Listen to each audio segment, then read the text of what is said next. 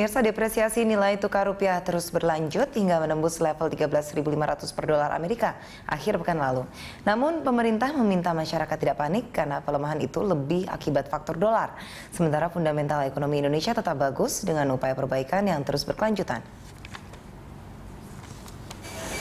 Nilai tukar rupiah terus terpuruk hingga menembus level 13.500 per dolar Amerika pada Jumat 31 Juli 2015. Ini merupakan level terendah sejak krisis 1998. Menurut Menko Perekonomian Sofyan Djalil, keterpurukan rupiah saat ini lebih disebabkan oleh faktor eksternal, terutama spekulasi seputar kenaikan suku bunga Amerika pada akhir tahun ini, seperti disinyalir Gubernur The Fed Janet Yellen. Karena itu tidak perlu dikhawatirkan, apalagi kondisi fundamental ekonomi Indonesia terus membaik.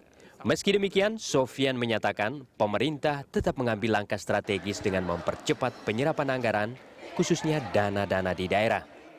Nah ini makanya yang kita lakukan, kita percepat penyerapan, kita percepat birokrasi, aparat Pemda yang sekarang ini misalnya masih banyak uang di BPD supaya bergerak cepat. Menteri Dalam Negeri sudah panggil dan sudah rapat dengan Bupati, akan diambil tindakan-tindakan peringatan dan tindakan ini. Kalau Bupati tidak melaksanakan atau Gubernur tidak melaksanakan proyek lebih cepat, jadi semua hal-hal yang sangat fundamental kita perbaikin. Jadi fundamental ini kita perbaiki sehingga ke depan kita akan terbang gitu loh. Nah ini itu diketahui bahwa ini adalah hambatan yang fundamental. Misal penegak hukum yang berlebihan yang kita membuat orang takut. Kemudian KPA, banyak orang yang tidak mau jadi KPA. Kemudian PPK mereka tidak mau ikut ujian, nggak mau ikut lulus supaya takut nanti kalau ikut PPK karena akan jadi masalah, risiko hukum besar. Sekarang kita hindari semua itu. Nah, dalam rangka untuk Oke. Minyak dunia. Sementara Ketua Umum Kadin Indonesia Suryo Bambang Sulisto berharap agar pemerintah dan Bank Indonesia lebih berupaya ekstra keras menjaga stabilitas dan penguatan rupiah. Karena depresiasi rupiah saat ekspor dan harga komoditas melemah sangat merugikan pengusaha. Pengusaha kan sekarang banyak punya pinjaman dari luar negeri. Dan untuk membayar hutang itu kan juga memerlukan devisa. Devisanya lebih mahal.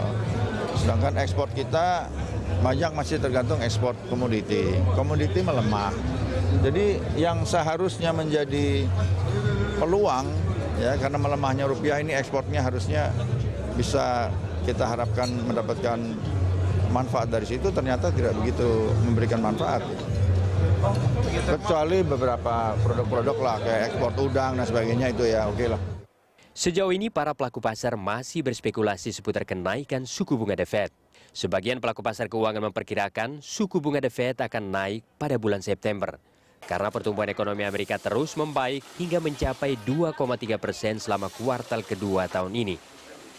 Tim Liputan, Berita 1, Jakarta.